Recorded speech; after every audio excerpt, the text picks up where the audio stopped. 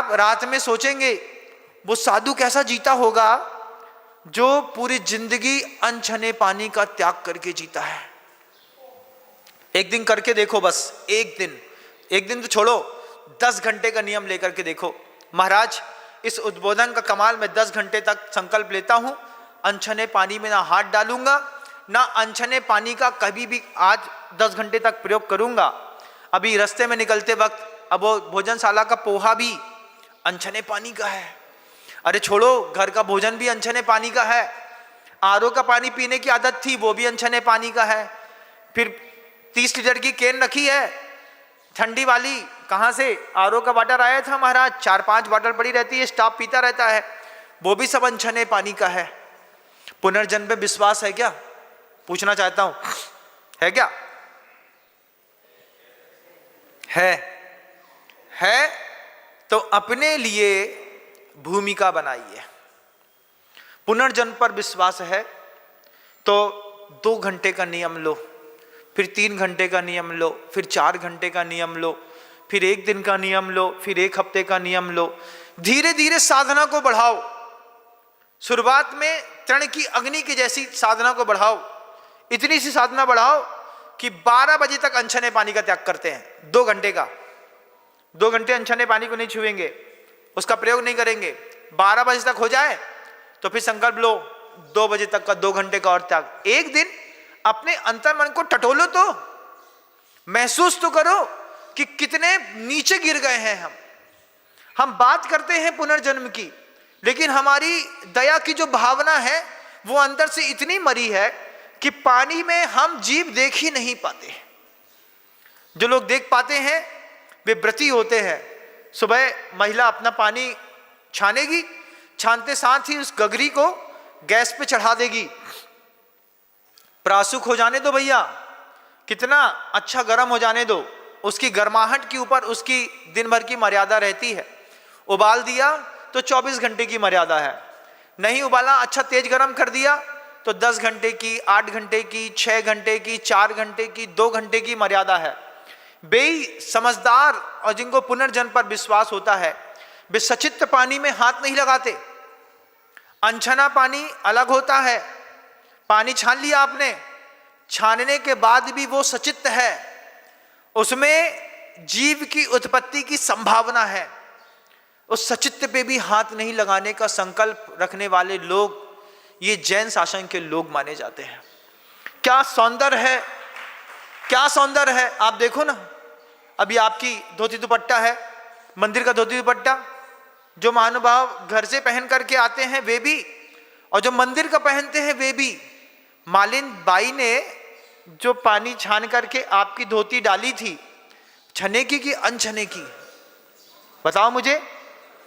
अनछने की। अब अनछने पानी के धोते हुए दुपट्टे से आप शुद्ध कैसे हो गए?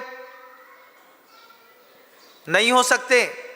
घर के अंदर पानी छान करके उसमें अपने चड्डी, बनियान, धोती, दुपट्टा डाल करके अच्छे से धो करके, साफ निश्चित धो करके, ऐसी डोरी पर जिसमें कबूतर की बीट ना पड़ी हो, चींटी ना चल रही हो, उसमें वस्त्र सुखाए हैं, व्यवस्थित सूखे हैं, फिर उसको व्यवस्थित तरीके से पहना है, हाथ में थाल पकड़ी है पूजन की, घर से चले।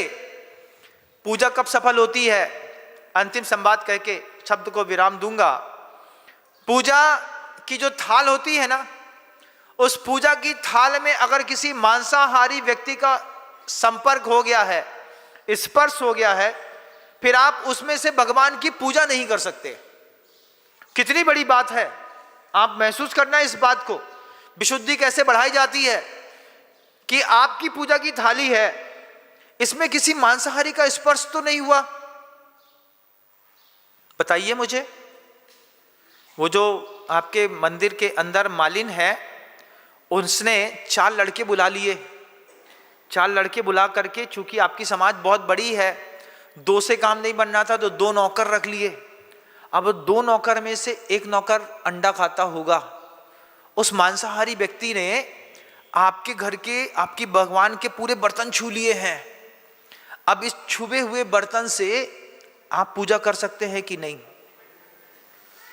मैं आपको सिर्फ आगमोक्त ज्ञान दूंगा। मैं आपको वो बात दूंगा जिस बात को समझ करके आप एक दिन की पूजा से 1000 दिन की पूजा से ऊंचा प्रतिफल प्राप्त कर सकते हैं। आपकी पूजा की थाल अगर किसी मांसाहारी व्यक्ति के हाथ से छिप भी गई है ना, फिर आप उसमें से पूजा नहीं कर सकते, और पूजा करेंगे भी तो वो पूजा सफल नहीं मानी जाती। उसको प्राशुक करना पड़ता है। चांदी सोने के बर्तन होते हैं, मांसाहारी व्यक्ति से छिपे तो उसको धो लिया, मांज लिया तो साफ हो गए। लेकिन पीतल का, तांबे का, स्टील का, कांसे का जो बर्तन होता है, अगर ये किसी मांसाहारी व्यक्ति के स्पर्श होता है, उसके बाद उसको अग्नि प्राशुक करना पड़ता है। अग्नि प्राशुक समझते हैं? एक गिलास होती है ना, ऊपर से बच्चे ने खेलते खेलते फेंक दी, वो नीचे से नाली में गिर गई। अब नाली में गिलास गिर गई, अभी लेके आए थे नया सेट 6 का, अब जाओ एक गिलास गिर गई, नाली में उठा के ले आओ। अब नाली से गिलास उठा करके ले आए, अब क्या करेंगे? उसको पहले राख से मांजेंगे, एरियल डिटर्जेंट से नहीं, डिटर्जेंट से नहीं मांजते, राख से मांजेंगे उसको पूरा। राख से मांजने के बाद उसको संसी से पकड़ करके सिगड़ी या आग गैस के ऊपर उल्टा रखेंगे, सीधा रखेंगे, उसको पूरा तपाएंगे, तपा कर उसको लाल करेंगे, उसके बाद उसको छोड़ देंगे। धीरे धीरे वो ठंडा हो जाएगा। उसके बाद वो पात्र भोजन में, पीने में उपयोग में आता है। ये मर्यादा पता है कि नहीं पता महाराज? पता है? कितने लोगों को? हाथ उठाओ। बहुत अच्छे, धन्यवाद, आपने मेरी बात को सुना, इसके लिए धन्यवाद। अब आप देखिए, अब आपको एक चीज और दिखाना चाहता हूं। वो जो एक बड़ी गिलास है जो नाली के अंदर ही पड़ी रहती है, कौन सी बड़ी गिलास? नल का पाइप जो होता है ना, पाइपलाइन, वो बड़ी गिलास है। एक छोटी गिलास है जिससे आप पानी पीते हैं, एक बड़ी गिलास है, वो नाली के अंदर ही पड़ी रहती है और उसी के अंदर से पानी सप्लाई होकर के आपके घर के अंदर आता है। उसी पानी से आप धोती दुपट्टा धो करके मंदिर चले जाते हैं। आपकी पूजा सफल मानी जाएगी कि असफल मानी जाएगी? जब आप खुद तय करिएगा। मैं सिर्फ आपको क्वेश्चन मार्क छोड़ रहा हूं। अगर आप पुनर्जन्म मानते हैं तो फिर आपको बहुत सारी चीजों पर गौर करना पड़ेगा। 10 घंटे का संकल्प लेके देखिए, सिर्फ 10 घंटे का। अभी से अगले 10 घंटे तक अनछने पानी पे हाथ नहीं डालूंगा, अनछने पानी का प्रयोग नहीं करूंगा। ये दिमाग शाम तक ठंडा हो जाएगा। शाम को आकर के बोलेंगे महाराज बड़ा कठिन नियम दिया, बर्तन मांजा तो अनछने पानी का, कपड़ा धोया तो अनछने पानी का, गार्डन में पानी डाला तो अनछने पानी का, पोंछा लगाया तो अनछने पानी का, है ना, हाथ धोया तो अनछने पानी का। ये जैन कुल नहीं है बंधुओं। जैनी कुछ अलग प्रकृति का होता है। उसमें व्रती को देखिएगा, पूरा जीवन जिस तरीके की सात्विकता के साथ जीते हैं, आपकी आदत तो वही पीत्वा पीत्वा पुनः पीत्वा यावत पतति भूतले पुनरुत्थाय भय पीत्वा पुनर्जन्म न विद्यते। अरे जो होगा तो देखा जाएगा। जो गति हमारे पति की है वो भैंसा बनेगा, हम भी भैंसिया बन जाएंगे, क्या दिक्कत है? लेकिन अरे अब उस भैंसा है, वो भैंसा तो है ही।